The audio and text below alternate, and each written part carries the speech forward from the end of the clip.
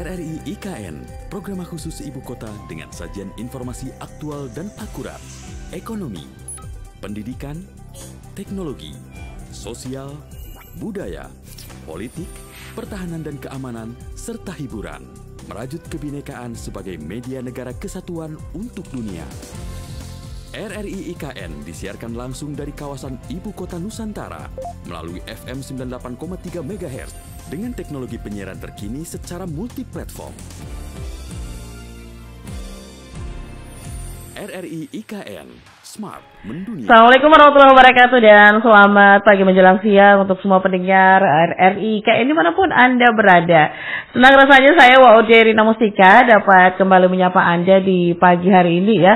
Dan juga di awal bulan September. Semoga seperti lagunya Vina Panduwinata ya, menjadi September ceria buat siapapun yang juga menikmati untuk bulan Septembernya nih. Bagaimana dengan kabar Anda pendengar? Sepanjang hari ini informasi-informasi yang Anda temukan ini, informasi apa saja nih? Informasi yang benar atau informasi yang hoax? Nah, yang kami khawatirkan jika seandainya informasi hoax yang Anda dapatkan terus itu membuat ketakutan tersendiri bagi Anda ya. Terlebih dengan perpindahannya Ibu Kota Nusantara ini banyak sekali informasi-informasi hoax yang beredar. Nah, salah satunya ini adalah ancaman megatrust di Kalimantan. Nah, seperti apa informasi lengkapnya? Ini kita akan perbincangkan bersama dengan Kepala UPT Stasiun Geofisika Kelas 3 BMKG Balikpapan. Di mana untuk Bapak Rasmit MSI sudah tersambung bersama kami. Halo, selamat pagi Pak Rasmit. Halo Ibu, selamat pagi. Oke, selamat pagi Pak Rasmit. Mungkin bisa kita sambil berkomunikasi via WhatsApp call dan juga videonya nih biar ditonton juga nih sama pendengar dan juga pemirsa YouTube RRI IKN. Baik, Pak Rasmit, terkait dengan topik yang kita perbincangkan untuk ancaman megatrust di Kalimantan, itu seperti apa sebenarnya kabar resminya, Pak? Oke, makasih Bu. Terkait megatrust, jadi saya mau meluruskan menginfokan terkait sedikit megatrust dulu ya. Megatrust itu adalah suatu zona di mana terjadi tumbukan antara dua lempeng tektonik yang densitasnya berbeda. Salah satu karena densitas berbeda, maka salah satu adalah menyusup ke bawah, terbentuk namanya subduksi atau tumbukan. Nah, trust di sini adalah tipe pergeseran lempeng yang tumbukan ini itu naik ke atas. Ya, trusting. Jadi makanya disebut megatrust. Megatrust itu zona tumbukan antara dua lempeng yang densitasnya berbeda. Nah, kemudian memang akhir-akhir ini kan megatrust banyak menghiasi media sosial kita ya, baik IG ataupun yang lainnya, buat tersebar terkait informasi megatrust yang ada di Sumatera bagian barat, selatan Jawa dan seterusnya. Nah, kemudian di Kalimantan juga ada megatrust, yaitu segmen untuk utara Sulawesi. Ya, itu potensi megatrust yang ada di sekitar kita. Mungkin itu Bu. Oke, nah ini kan orang taunya kalau ada ancaman megatrust begitu berarti akan ada gempa begitu ya Pak Rasmit ya? Oke, jadi gempa bumi itu kan bisa disebabkan oleh sesar atau patahan yang biasa ataupun oleh namanya megatrust. Kalau patahan atau biasa bisa berada di daratan, strike slip dan lain sebagainya. Kalau misalkan megatrust itu karena tumbukan antara dua lempeng dan lempeng satunya menyusup, maka kemungkinan besar kalau gempanya besar untuk megatrust, biasanya untuk gempa megatrust itu besar-besar sih, bisa menimbulkan efek lain, yaitu efek tsunami. Karena biasanya megatrust itu berada di lautan, seperti selatan Jawa, Sumatera bagian barat, utara Sulawesi, karena dia memang pertemuan antara dua lempeng yang densitasnya berbeda, yaitu densitas daratan, lempeng daratan dan lempeng lautan. Oke. Nah, seperti itu Bu. Terus kalau untuk di kita nih di Kalimantan, tadi kan Pak Rasmid mengatakan ada ya untuk Kalimantan dan juga Sulawesi nih. Nah seperti apa nih Pak untuk ancaman atau potensinya gitu Pak? Untuk wilayah kita di Kalimantan, kebetulan, jadi maaf sebelumnya ya, semua bencana itu kan kita tidak harapkan ya Bu ya. Benar. Kita berada sehat selalu, selamat. Jadi kami memberikan informasi ini bukan berarti menakut-nakuti. Jadi kami memberikan informasi ini berdasarkan data yang ada, fakta historis, dan untuk meningkatkan kesiapsiagaan kita sehingga kita selamat atau bisa melewati bencana tersebut. Itu sih inti utama dari kami BMKG. Artinya jadi, untuk mitigasinya ya. Untuk subduksi di wilayah Kalimantan itu yang paling dekat, yang berpotensi atau yang akan berdampak terhadap Kalimantan itu adalah namanya subduksi utara selatan, yang merupakan pertemuan antara lempeng Eurasia dan lempeng Filipina. Jadi di situ ada subduksi atau tumbukan di mana lempeng Filipina nyusup berada di bawah lempeng Eurasia. Ketika terjadi subduksi atau lempengan tumbukan seperti ini, berdasarkan besarannya, panjangnya segala macam itu berpotensi berdasarkan hasil perhitungan kami itu bisa menyebabkan gempa sekitar 8.5. Nah, 8.5 jika thrusting tadi kan ya, matanya naik, itu bisa menimbulkan efek lain seperti efek tsunami. Nah, tsunami-nya selain pengaruh atau berdampak di utara Sulawesi, juga berdampak di kiri kanannya. Sebelah timurnya itu Kepulauan Maluku, kemudian sebelah baratnya adalah pantai timur Kalimantan. Oke. Seperti itu. Pak Rasmid, 85 tadi ini apa magnitudenya atau ada bahasa-bahasa dari geofisikalnya seperti apa Pak? 8.5 itu kekuatan yang muncul Bu, berdasarkan besaran, panjang dan lain, berdasarkan dimensi dari subduksinya. Jadi berdasarkan besaran atau dimensi dari subduksinya, bahwa kami hitung-hitung ternyata potensinya akan muncul atau akan menimbulkan gempa sekitar 8.5. Itu dengan asumsi bahwa jika sepanjang subduksi tersebut bergerak bersama-sama. Kalau subduksinya tidak bergerak bareng ya di bawah itu Bu. Tidak sebesar itu. Oke, nah Pak Rasid ini kan yang sepengetahuan pribadi saya gitu ya, di wilayah Sulawesi kan ada namanya sesar Palu Koro, dan itu juga cukup besar ya ketika di tahun 2018 kemarin mengguncang gitu. Nah ini efeknya nanti sampai ke kita juga kah atau seperti apa di Kalimantan ini Pak? Yang dari Palu Koro Ibu ya? Yang di Palu Koro, gempa-gempa di Sulawesi itu tergantung besarannya, ada yang berpengaruh, ada yang tidak. Ya, tapi kemarin 2018 gempa bumi Palu itu hanya getarannya saja yang dirasakan di pantai timur Kalimantan dan wilayah Sangkulirang yang air lautnya atau air pantainya surut mendadak, tapi tidak ada efek lanjutan, hanya surut saja. Jadi airnya kembali dengan perlahan. Alhamdulillah. Nah, kemudian gempa-gempa yang besar di Sulawesi itu akan berpengaruh terhadap wilayah Kalimantan, tergantung besarannya, terutama gempa-gempa yang besar Bu ya. Karena di wilayah Kalimantan itu ada sebagian wilayah yang batuannya tidak kompak, tidak keras, atau lebih dominan namanya gambut. Oke. Ya. Nah, itu gambut akan berpengaruh Bu. Karena pada tahun 2011 kalau nggak salah gempa di Sulawesi sekitar 5 sekian, kami di Kalimantan itu di Balikpapan hanya merasakan 2 MMI, sementara di Moratewe, Kalimantan Tengah yang dominan tanah batuannya adalah gambut itu merasakan 4 MMI, padahal jaraknya lebih jauh daripada Balikpapan. Jadi efeknya ada di Kalimantan, tapi tergantung batuan lokalnya di wilayah tersebut. Itu Bu. Oke. Tapi kalau namanya bencana kan kita tidak bisa prediksi kapan gitu ya. Tapi kalau di BMKG sendiri khususnya di UPT Geofisika ini peralatan seperti apa nih yang bisa digunakan nih untuk bisa melihat adanya pergerakan atau adanya itu tadi ya fenomena ataupun potensi terjadinya gitu Pak? Peralatan yang kami punya itu peralatan inti atau alat utama. Itu kami memasang sekitar 25 lebih seismograf yang ada di seluruh Kalimantan. Jadi alat tersebut terpasang di semua wilayah Kalimantan, Kaltara, Kaltim, Kalteng, Kalsa, Kalbar. Itu alat untuk mencatat getaran atau gempa bumi. Ketika ada gempa bumi atau getaran, maka alat tersebut mengirimkan data ke kami. Baru kami analisa, nah diperolehlah parameter gempa bumi. Gempanya di sini, kekuatannya sekian, terjadi jam sekian, menit sekian, berpotensi tsunami atau tidak, itu hasil analisa kami. Nah kemudian hasil analisa kami, itu kami diseminasikan melalui namanya WRS New Generation.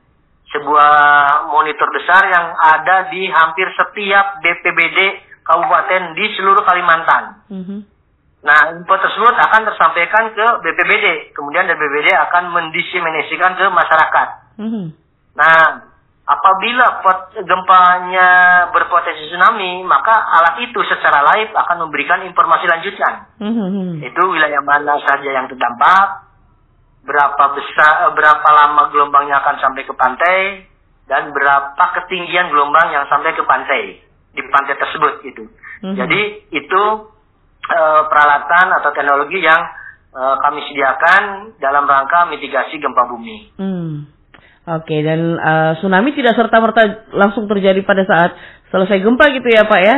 Ada jeda dulu ya untuk masyarakat bisa antisipasi gitu ya, untuk mitigasinya gitu ya Pak ya? Betul.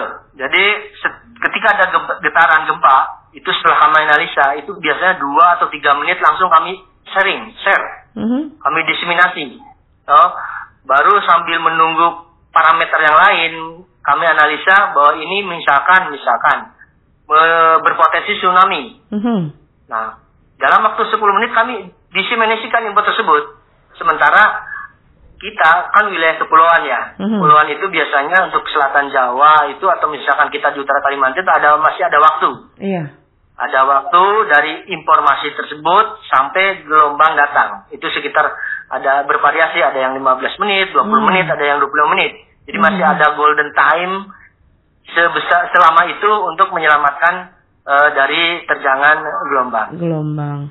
Pak Rasmid, bisa diinformasikan juga nggak ya kepada semua pendengar faktor-faktor geologi ataupun juga lingkungan gitu ya yang bisa meningkatkan resiko terjadinya megatrust tadi ini, Pak Rasmid? Megatrust itu kan tumbukan antara 2 lempeng ya. Jadi salah satu nyusup ke bawah lempeng yang lain. Jadi itu akan terus menerus bergerak. Nah, kalau batuannya dia sangat elastis, dia akan menyimpan terus energi ataupun stres yang disebabkan oleh pergeseran lempeng tersebut. Tapi kan namanya batuan ada batas maksimumnya, dia menahan stres atau getaran tersebut ya. Sehingga dalam jangka waktu misalkan 100 tahun, 200 tahun, batuan tersebut sudah tidak kuat, maka dia melepaskan energi itu sebenarnya dalam bentuk gempa bumi. Itu sih gambaran umumnya seperti itu.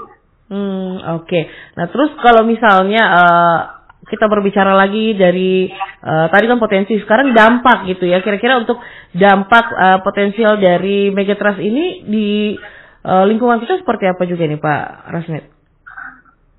Nah, megatrust itu kan kekuatannya besar ya, dan kemungkinan bisa menimbulkan tsunami.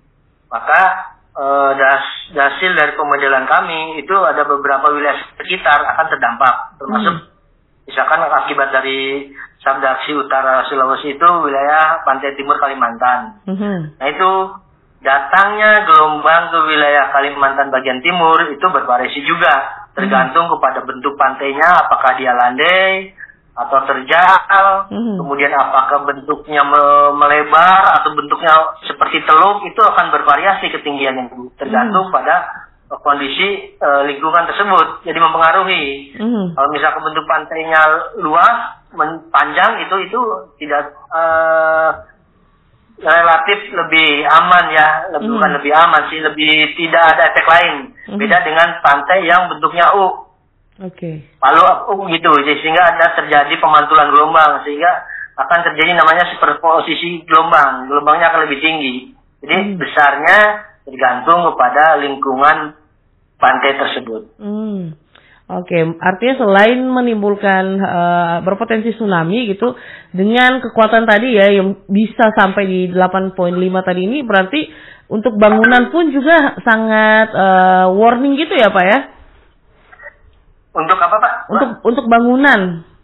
Nah, bangunan. Kebetulan kan kalau getaran gempa bumi itu juga dipengaruhi oleh beberapa faktor. Otomatis memang kalau 8,5 dirasakan di Pulau Kalimantan akan dirasakan, tapi efeknya ya tergantung beberapa hal. Pertama, kondisi bangunannya, apakah dia sesuai dengan standar gempa bumi atau konstruksinya kurang baik. Kemudian dilihat juga batuan yang ada di bawah rumah kita, apa rumah kita berdiri di wilayah atau tanah yang keras, sehingga kalau keras gelombangnya dia akan cepat meninggalkan wilayah kita dan amplitudenya tidak besar. Beda dengan suatu wilayah yang tanahnya gambut atau aluvialnya tebal atau topsoilnya tebal. Sehingga ketika gelombang melewati medium tersebut, maka amplitudenya akan lebih besar. Sehingga bangunan yang ada di atasnya juga akan ikut-ikutan bergerak, diguncangnya lebih besar amplitudenya dan akan lama gitu. Seperti itu Bu.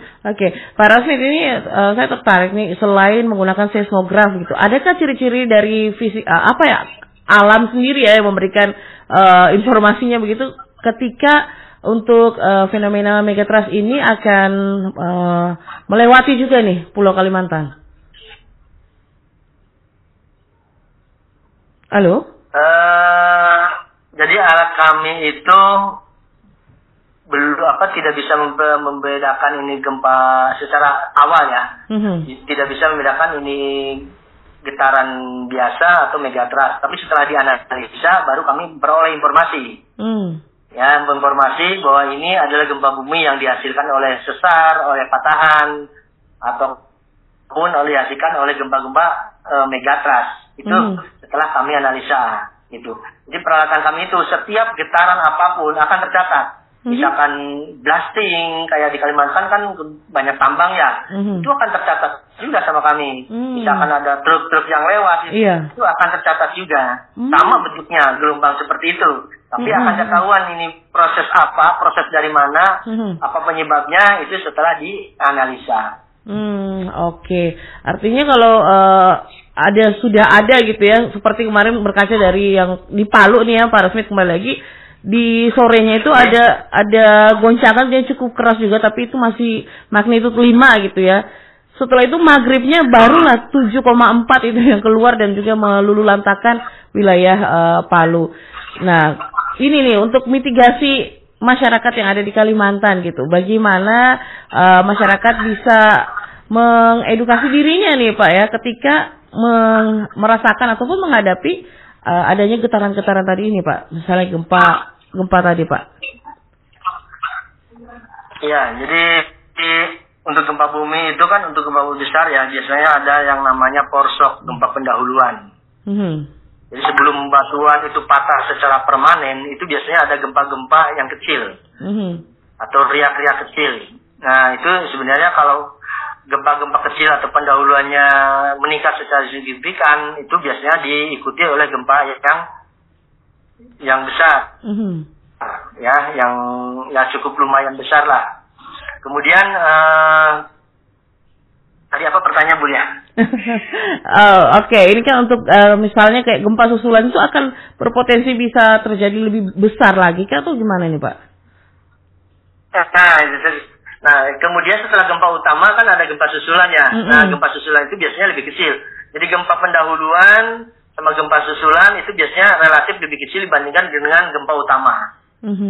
Ya, jadi gempa itu tuh biasanya gempa besar itu didahului dengan gempa-gempa yang kecil, kemudian patah gempa utama, kemudian ada gempa susulannya untuk menstabilkan posisi batuannya. Jadi kalau kita analogikan, kita misalkan pegang bambu kayu pagar gitu Bu ya.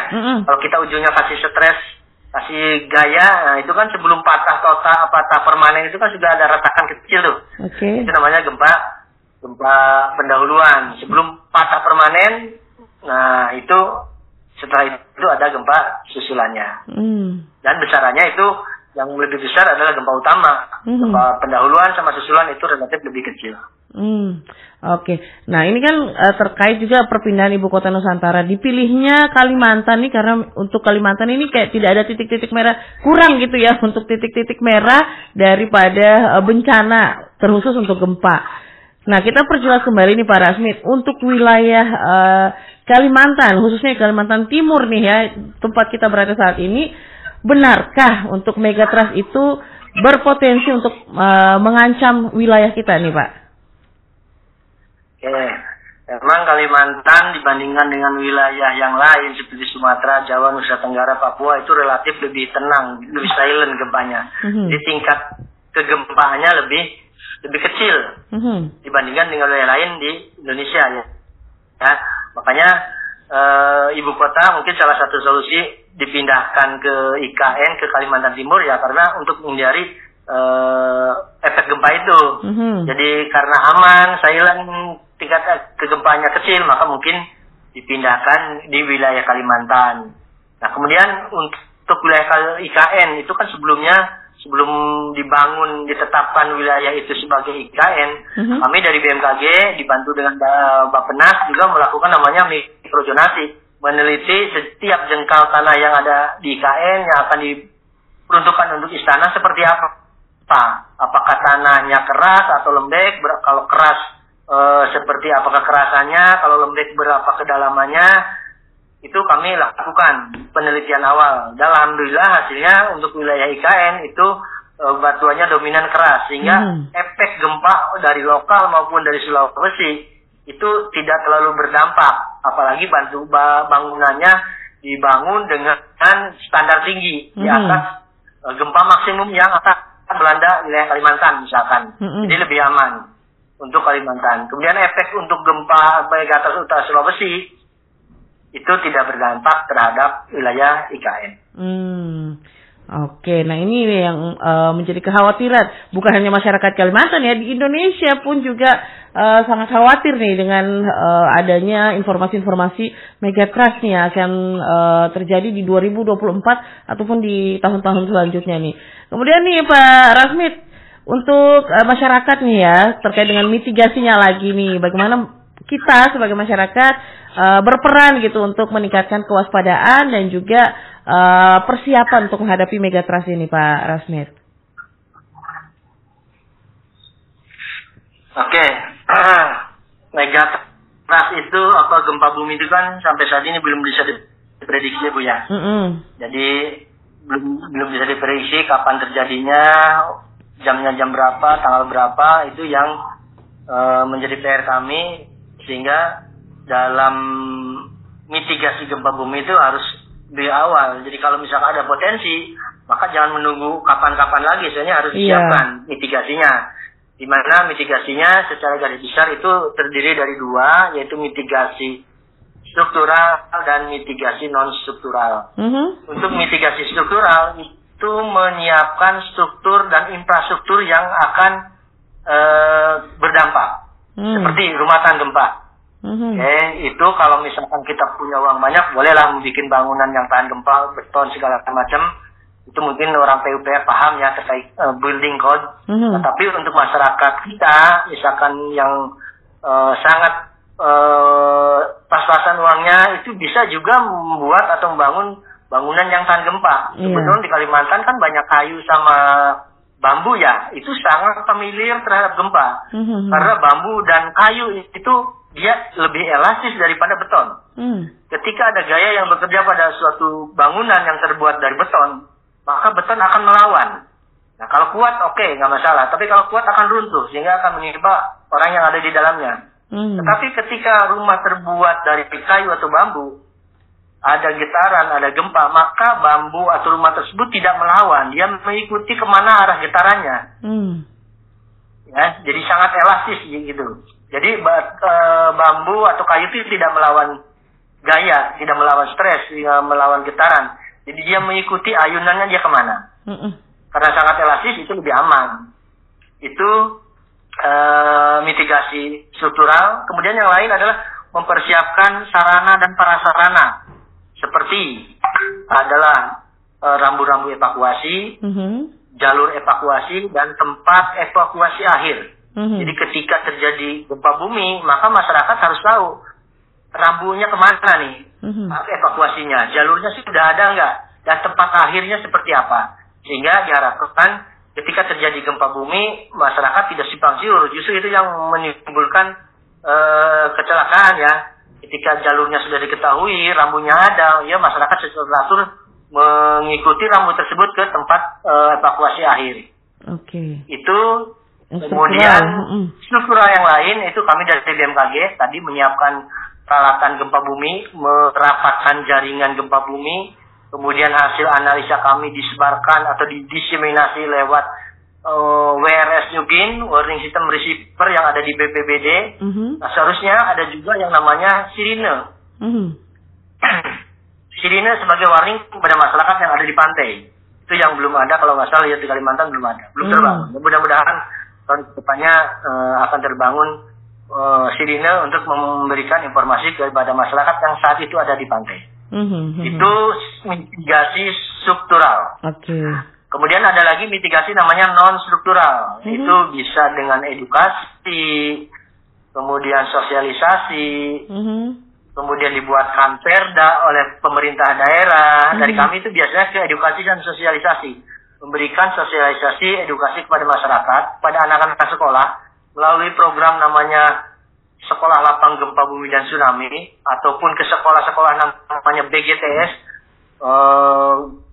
BMKG Go to School. Jadi kami memberikan edukasi kepada masyarakat karena sekolah itu potensi apa sih yang ada di wilayah ini. Kalau potensinya tinggi, maka apa sih yang harus dilakukan sebelum, setelah, dan saat terjadi gempa bumi, dan mitigasi-mitigasi yang lainnya. Sehingga ketika masyarakat atau anak sekolah mengalami kondisi seperti itu, mereka bisa memberikan respon yang baik. Seperti itu, Bu. Nah mungkin ini Pak Rasmi terakhir juga ya, ketika memitigasi masyarakat selain Go to School tadi, untuk masyarakat-masyarakat baik itu yang berada di tepian pantai gitu ya, yang berpotensi terkena gelombang tsunami, kebijakan atau regulasi lokal ini saat ini yang terbentuk di UPT Geofisika BMKG Balikpapan untuk resiko megatrust ini seperti apa juga nih Pak Rasmit? Ya, sebenarnya tupoksi kami itu ya, menentukan parameter gempa bumi, mendiseminasikan, kemudian melakukan edukasi. Tapi emang sebenarnya urusan bencana itu tidak hanya tanggung jawab satu institusi ya. Benar. Harus holistik atau terintegrasi semua kepentingan, baik pemerintah, LSM, media juga, masyarakat, dan lainnya. Sehingga kita bahu-membahu mempersiapkan sarana prasarana ataupun mitigasi yang diperlukan demi keselamatan masyarakat. Dan ada informasi penting apa lainnya nih Pak Rasmit yang perlu masyarakat di Kalimantan ini ketahui? Ya, karena wilayah Kalimantan kan tingkat kegempaannya sangat rendah ya. Tapi bukan berarti dia ada gempa ya. Nah, saya berpesan kepada masyarakat Kalimantan tetap tenang, tidak panik dalam mensikapi informasi-informasi dari media bahwa gempa bumi itu tidak bisa diprediksi, hanya ada potensi. Siapkan mitigasinya, misalkan seperti tas siaga dan lain-lain, dan tetap verifikasi setiap informasi tersebut ke kanal-kanal resmi BMKG, sehingga tidak terbawa isu-isu atau berita-berita bohong yang menyesatkan, sehingga tidak menimbulkan kepanikan. Jadi setiap atau ketika mendapat informasi, diverifikasilah ke kami BMKG melalui kanal-kanal resmi BMKG untuk memotong ataupun menghilangkan berita-berita bohong tersebut. Mungkin itu Bu, terima kasih. Ini kerjasama dengan Kominfo juga ya, ketika ada semacam gempa ini pasti akan ada informasinya gitu ya Pak ya? Betul. Jadi kami stakeholder biasanya Kominfo, kemudian BPBD, media sosial juga. Jadi begitu ada info kami diseminasikan secara cepat. Takutnya gempa buminya besar dan berpotensi tsunami.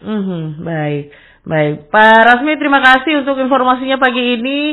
Semoga ini bisa bermanfaat untuk kita semua dan mengurangi resiko daripada gempa ataupun bencana lainnya gitu ya Pak Rasmi ya. Iya. Baik, terima kasih banyak Pak Rasmi. Sukses selalu. Sama-sama, Ibu. Salam untuk semua teman-teman di Grafika. Siap. Baik.